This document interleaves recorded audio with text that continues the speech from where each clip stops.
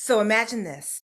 You are on the internet and your favorite group of people on this side and this side, and you recognize that they are fighting each other. That was the feeling that I had. That sinking feeling, that piece where it's like, shoot, like normally I would just go with my aces on this side, but they are fighting with your aces on the other side. Who's right? Who's wrong? How do you choose what side you are going to stand on? That's the conversation that I want to have with you today. But first, you know what we got to do? We got to break for the intro. Here we go.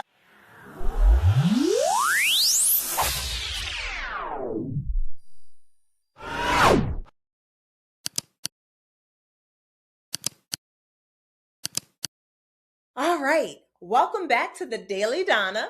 Y'all already know this is number 2. If you were here for the first one, which was about the jack of all trades and how it's BS. You didn't watch it, don't worry. It's right there. Go ahead and see it. So for those of you who don't know, hi, I am your host, Dr. Donna Oriowo. I'm a sex and relationship therapist in the DMV area. That's the Washington, D.C. metro area.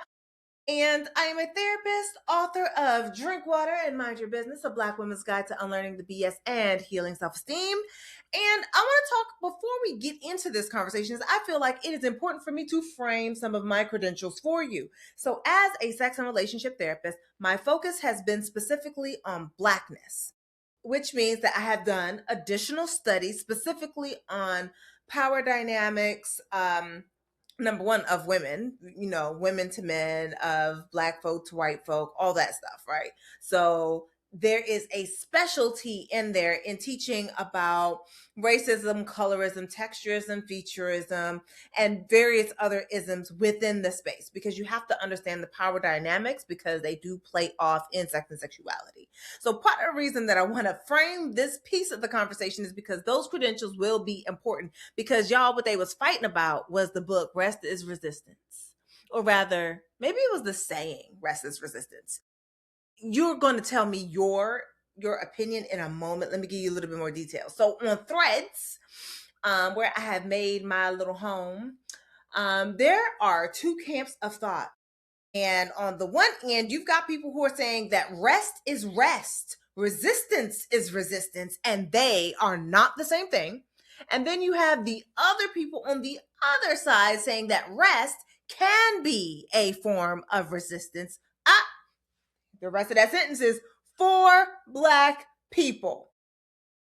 Now, giving a little bit more background on it. So let's talk about why some people believe that rest can be a form of resistance. I think that they believe that it can be a form of resistance because the Black body is not a body that has ever been allowed to be at rest, right? So first, you've got slavery, which said you have to constantly be working for someone else's gain, someone else's betterment, someone else's joy, their want, whatever, make them feel good about themselves while they make buckets of ducats off your labor.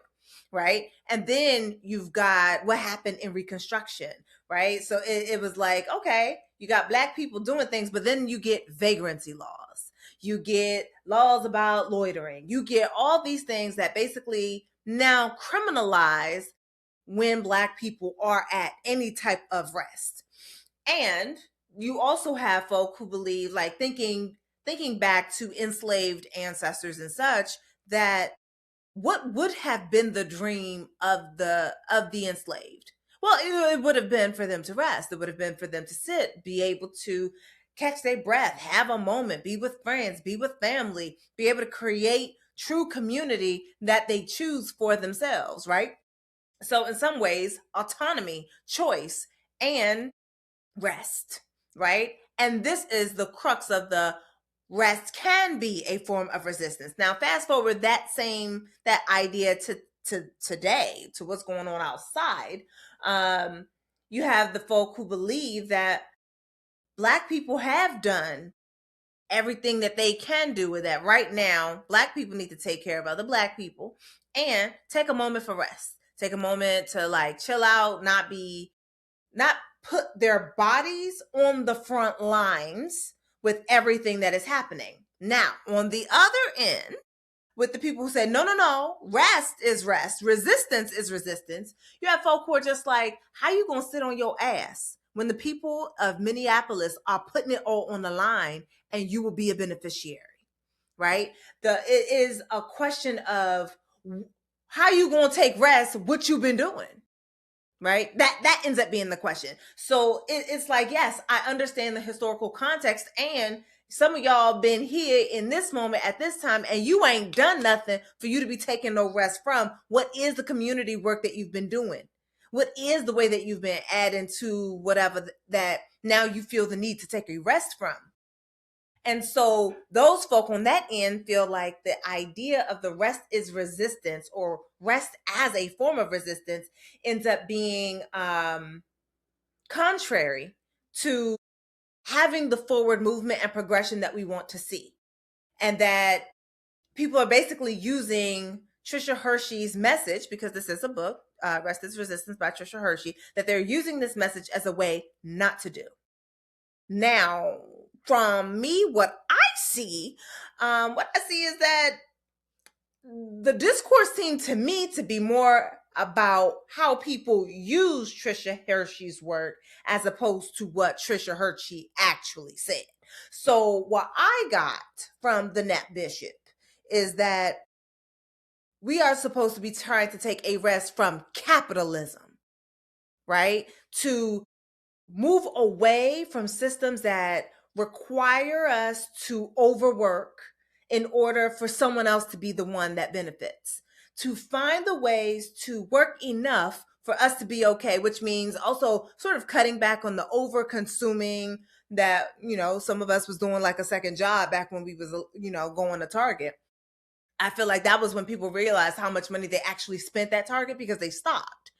And some people have now replaced other stores with Target, so they haven't really stopped the consuming, right? So Tricia Hersey's idea here is stop pushing forward the wheel of capitalism and start being more in your community, start being more in your body, start being more with your family, start being more with your friends.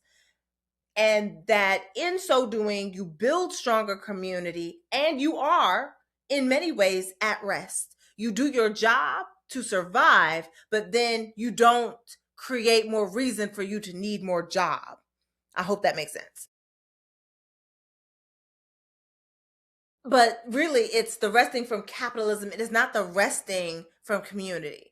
And I think that some of the message along the way, as it has been known to do, white folk co-opted the message that they got from Tricia Hersey and have reapplied it to themselves to also say they should also be taking rest. And that's not what was said. And I think that what we're seeing, or at least what I was seeing in this tussle on Threads, is that there were a mixture of people who were discussing the book, but a lot of people were really discussing the concept and they never read the book. So they don't have the knowledge from the source. They have the knowledge second, third, fourth hand from people who may have misinterpreted it. And low key, high key, and maybe this sounds mean, a lot of people do not have the reading comprehension that they should have in order to be having these kind of conversations on the internet. That's with love. Sometimes we don't understand what we don't understand, and that's okay. But some people don't have the range for the conversation, but they have entered into the ring and they are unarmed. They are unready to be tussling with anybody about anything. So I think that I was seeing fights about how people have interpreted what was said as opposed to what Tricia Hersey actually said. And I decided I was going to have a conversation about it because, quite frankly, I felt like it's a little disheartening to watch it, right? Because like I said at the start, these are two groups of people, and there are people on both sides that I tend to agree with. I tend to be in space with them, and I'm just like, yes, the reasoning, the resources that they're pulling from, all of these things make sense to me. But now I'm watching people for whom I like on both sides, and they tussling in these streets, and I don't like it. I don't like to see it. But I will say that what has been interesting is watching the discourse. I love a good discourse. I love it when people are having a conversation. What I don't like is when people get into the space of fighting. And when it gets reduced down to name calling and disrespecting the other people's life's work. I feel like sometimes we don't ask enough questions because we want to assume that we already know the answers. And while I can appreciate that we want to assume that, assuming does make an ass out of you and me, which means that we can take a moment to ask a question instead of making an assumption. And I think that right now, there's been an assumption made about Tricia Hersey's work and no questions necessarily posed to her to ask her maybe for additional clarity. Now, mind you, some people probably, some of the ones that did read the book are just like, no, I just don't agree with the premise. And I'm just like, hey, they just don't agree with the premise. But for me, I agreed with the premise because I feel like there's this space between what is for community and what is for capitalism. And I think that oftentimes we are conflating one with the other, that if we've spent money, then it is a good thing. Or if we have not spent money, it is a bad thing, or what have you. And I think that people get sort of mixed up in there. And I'll say that for me, like the part where the critique of what have you done for you to be even taking rest from, I feel like that was a real ass question. And I think that's a question that many of us could be asking ourselves, but we don't want to because it's an uncomfortable question. Because a lot of us, we want the benefits of those who will do the fighting and put their bodies, their minds, their livelihoods on the front lines for us, but we don't necessarily want to have to take any risks ourselves. And, there was a moment where I was sitting in, is that me? Am I taking the benefit without doing any work? But I recognize that my work simply looks different. And all of our work often does just look different. So, in a conversation with some very lovely ladies on Tuesday, this past Tuesday, it's for In My Black Feelings. It's In My Black Feelings is a free community space for Black women and femmes who are wanting to just be in their Black ass feelings about whatever comes to mind. I always bring a topic. And the last topic was specifically about like paralysis analysis where it comes to activism work. Because quite frankly, I think that a lot of us, we sort of just get scared a little bit. Like we feel like we don't want to make the wrong decision. And there's so many things happening and so many things that we may be multi-passionate about that we just don't know where to even get started. And you start to get overwhelmed thinking about all the options. And because there's so much going on outside, we feel like we should be doing everything. And so you're researching everything. You're trying to do everything, and you're feeling so overwhelmed that you simply do nothing. That's the paralysis analysis. And I wanted to remind us that for some of us, it's perfection that's getting in the way. It's low self-esteem that's getting in the way. Sometimes it's too much empathy. Well, too much, right? Like, can you really have too much? I don't know. I think it's like money. You can't have too much.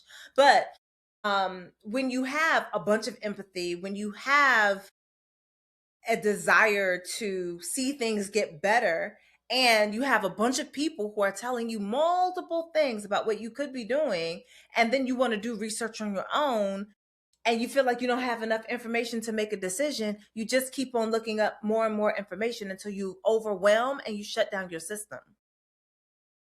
There's a difference between being whelmed and overwhelmed. And a lot of us very quickly are moving into overwhelmed space, but it makes sense. You just came off a pandemic, baby. A pandemic that I'm not even sure is done. Like, right? Like all the way.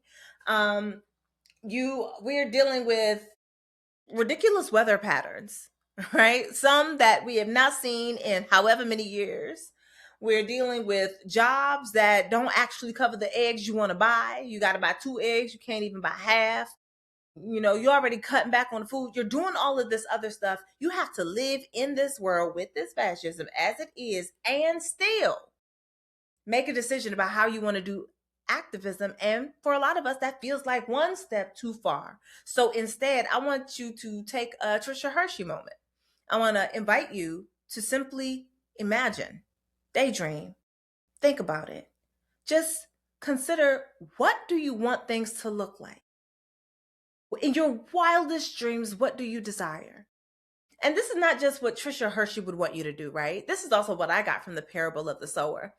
I know that a lot of people were left hopeless reading that book. I actually had more hope than I didn't, because I felt like the directive from Octavia Butler was to imagine, to dream, and to create.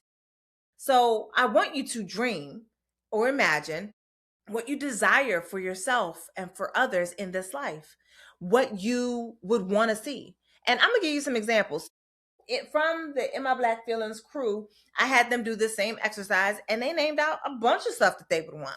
Number one was like they would prefer for the head Cheeto in charge and his ilk to just disappear, to go somewhere else, right? They want free college, affordable housing. They want to not struggle to eat. More pleasure coupled with consent.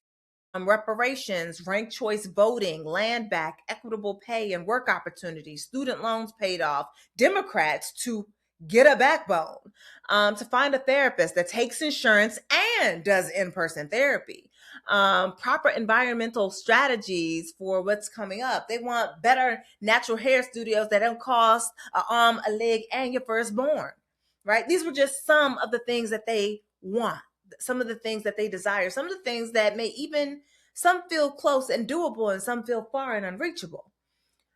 After they named them, we talked about what every person can do next. Because some of us do activism the way that we accuse partners of doing gestures of love and romance. We love bomb. We believe that we can do one thing and do it grand, and that if we could do that one thing and do it big, that is the thing that means we made a true difference. That is the thing that will show us as a person who is truly involved in community and activism. And you would be wrong.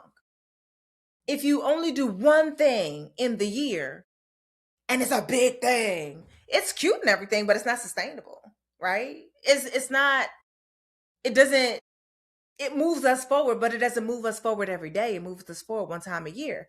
And we need the people who are going to be doing something every day, small things every day. So what I want you to do is dream.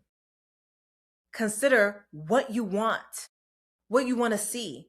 Really let go of that mentality of it is what it is. It is the most destructive crap I've ever heard. It is what it is. Some of y'all say it, but what you mean is it is what it will always be.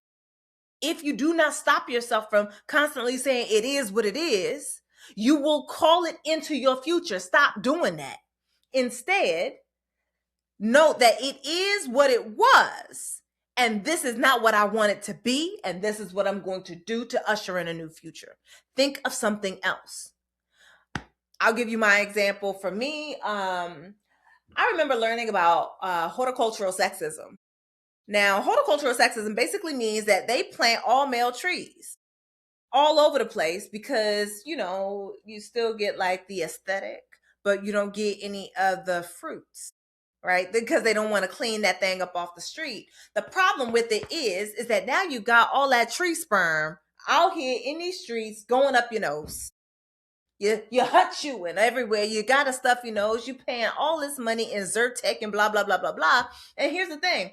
They don't care about you enough because they could also just say if they just planted some female trees, some shrubs, some fruit and something, that maybe you feel a little better.